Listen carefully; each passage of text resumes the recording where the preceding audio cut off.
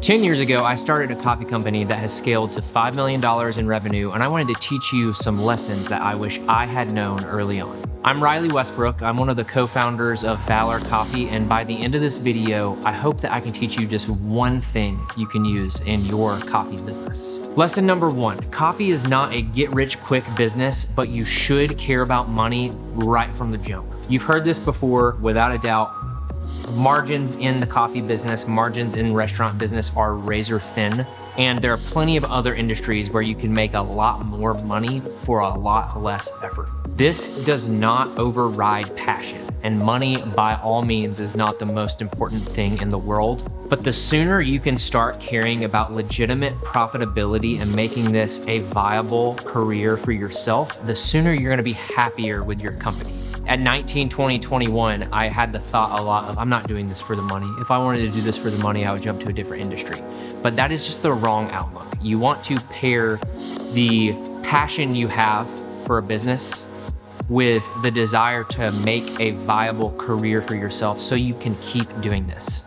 Later in my 20s, I have a house, I have a family, I have bills to pay that I didn't before. And if I would have focused on things a little bit more like, what are the things that drive more profit for this business? What should we really focus on? I would be in likely a much better financial state than I am now. So do that earlier on and take things very seriously, and take this seriously as an asset to you, because it is. Coffee shop ROI specifically is really tough.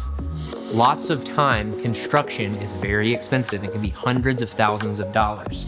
Even a $1 million revenue cafe might only be profiting $100,000. So your ROI for a coffee shop build out is very long. So at the beginning, I want you to focus on unique angles, maybe catering, maybe skinny build outs, maybe finding a turnkey spot. These are the things that matter, and these are the things that will get you in the hole for a long time if you have to go draw out a loan for a lot of money or take equity investment. Money matters, so start caring about it now. It's not everything, but it is a big part of running a business. Lesson number two, never be the guy that knows everything. Have you ever talked to someone and you're telling them something that you know that they know nothing about, but they say, yeah, yep, totally, oh yeah. Don't be that guy.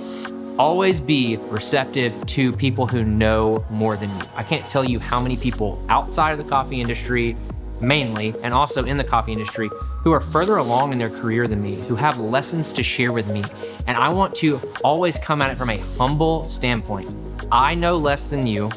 I want you to teach me what you know so that I can go and put those things into practice and then grow my business from them. With this, also always be on YouTube. Always be reading books, always be learning about marketing, learning about business, learning about finance. These are the things that are going to help you become a more valuable asset to your company. And when you become a more valuable asset to your company, you can help your company create more value as your asset. It's great. Number three, business partners mean you have to scale your business. I talk to many people who are opening coffee shops who say, yeah, me and 3 other friends want to open a coffee shop. And that is a bad idea. Coffee shops, even when they are making a lot of top line revenue, when they have a lot of people coming in and out of the door, the margin is small, oftentimes in the 10 to 15% range. If this is you with $1 million top line, that's only $100,000 to $150,000 of profit to split amongst multiple people. I started this business with 2 of my friends, and we didn't think ahead from the beginning. We just knew that we wanted a coffee shop. Once we started really rolling with this, we knew we had to take some other angles to profitability. Opening a second cafe, roasting, focusing on e-commerce, focusing more on catering. Because if we're gonna stick with this long term and not just close the doors eventually, we all need to be making money that we are happy with. Otherwise, we're gonna get resentful towards our own business. And I have been in that spot. I'm not making a lot of money. Maybe even some of my employees are making more money than me. You as the owner are putting in 60 hours a week. You just don't wanna be there. So I know a lot of this is about money so far, but I just want to really harp on it. Care about money. Think about the future of your business before you go dishing out equity to all of your friends or business partners. And make sure that you are filling yourself with information right up front so that you can better bring value to your business. All right, so before point number 4, if you're enjoying this so far, subscribe and like this video. We've got more content like this coming, whether it's about brewing coffee, whether it's about coffee businesses. We would love for you to share your journey with us, so please subscribe. All right, point number 4, and this is the last one specifically about cash. The company's money is your money. When you take this frame of mind, it helps you make better decisions. Since you have separate bank accounts, it's easy to see the company's money is the company's money and your money is your money. But if you look at every dollar that you're spending on that new scale or the new grinder or going out to eat on the company every day, and think about it as, if this was in my bank account, how would I feel about this? It really reframes things and helps you to start making smarter business decisions. You don't want to take this approach that is like pinch every single penny. Obviously, you want to be putting money back into the company to grow the company, but just remember that even if you have business partners, that money in the bank is your money and you should treat it as if it is your money. All right, as a pivot for number 5, don't compare yourself to other coffee companies. This industry, on average, is extremely underperforming as a business and extremely low profit. You don't want to be the average. That's why whenever we talk here about industry standards, it makes me cringe because I don't want to be an industry standard. Standard means the average. And if the average in coffee is 10% net profit, then I want to get as far away from that as possible. Bring something unique to the market that is yours, and then reference other people that inspire you, yes, in the industry, but also outside of the industry, to think, what can I do that others aren't doing that will both give something to the people walking through my door, but also make this a more profitable business? Number 6, stop selling things that only you like. Your taste is not the market's taste. I love espresso. I'm not only selling espresso at my cafe. I would never go into a cafe and order a lavender vanilla latte, but lavender vanilla lattes make my guests extremely happy and make my company a lot more money than straight espresso does. You will leave money on the table so hard if you cannot swallow your pride and give your market what it wants. Number 7, lack of focus kills your ability to make more money. No focus means no specialization, which means no growth, which means no revenue. If you're constantly hopping between these different avenues in your business, you're never going to land on one that is actually going to perform because you have no consistency. If you are bouncing between starting a new food program and adding alcohol and adding a catering business before your cafe is running well and adding roasting just because you want to add roasting and not really thinking about the implications there, you are not going to be good at your core offer. Core offer is so important, and we so many times have strayed from our core offer and always have to pull ourselves back into it.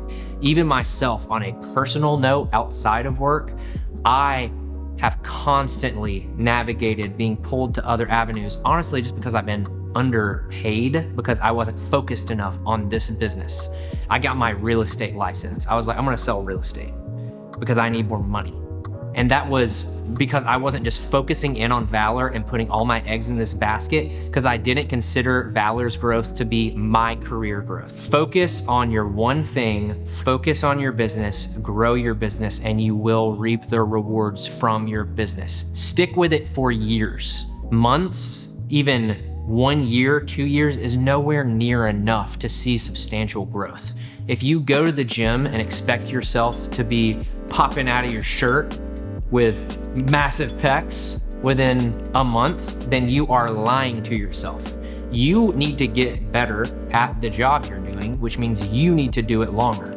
I know so much more at 29 than I did at 19, but it was only through constant repetitions and constantly looking at myself 6 months ago and saying I knew nothing that I was able to get to the point that I am. And I know that even in 2 years, I'm gonna look at myself now and be like, that dude had no clue what he was talking about in that video. Number 8, this organization is a cancer to your business. If you are not using a to-do list, I promise you, you are performing at 20% of your capacity. You need to use an electronic to-do list, whether it is your reminders app on your phone where you're setting hard deadlines, or a project manager, or Notion, which is what we use, or Todoist, or TickTick, some sort of to-do app. Because if you're not using this, if you're not setting deadlines for your projects, if you're not clearing your brain of all of this clutter and letting a device 1000% accurately remind you, you have no structure in your business, and no structure equals a dying business, I promise. And I really think that burnout is caused by disorganization.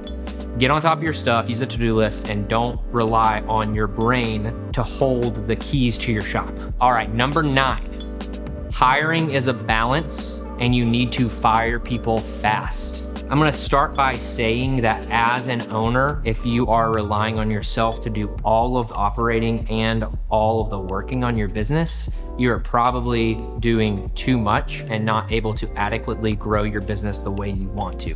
With that being said, do not create manager roles just for people or just because it's what someone tells you you should do. Managers are not necessary in a one cafe operation if you as the owner are involved as the operator. Instead, focus on delegating tasks to people and raising the floor of the entire wage.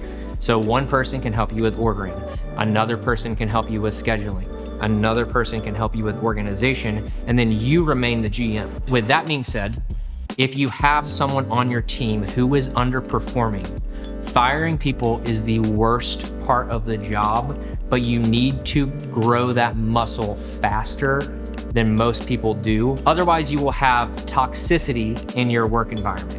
If you have an underperformer, it is your responsibility to not be passive and to cut that person off for the health of the rest of the team and for the health of your business. So fire people fast. Lastly, point 10, and this one is controversial, I'm not gonna lie. Career barista is an oxymoron.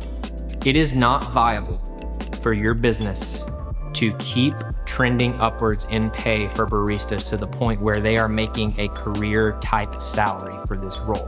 Your business model almost certainly does not support this, and if it does, then I applaud you. But you need to be realistic with yourself and say that you should have a range of pay that you're willing to pay people. Pay them well, according to what your business can pay them. It's a mindset shift from I'm gonna pay people as little as I can to I'm gonna pay people as much as I can according to what this business model allows. We call that pay bands. We start people at a certain wage and then they can grow in pay to a certain point. At that point, we unfortunately can't go any higher. And sure, that point does increase as the years go by with inflation. But you need to be realistic with yourself and say, I wanna get you to this point, and then I want to invest in you in the ways that I can. And then if I can help you in the next phase of your journey, I'm gonna be here to do that for you. Then that person can leave their legacy on your business, and then you can leave your legacy on their life by helping them in whatever way, shape, or form you can while they are with you. We tell people this up front and it's not a secret, but we also want people to go on and do amazing things, open their own coffee shops, move into a different, corporate job. And the skills that we teach them while they are here, we're confident will help them in that next phase. So these are just some things that were on my mind as I've reached this milestone of 10 years of owning a business. If you enjoyed this video, then please subscribe. And if you want to watch a more coffee specific video, click right here.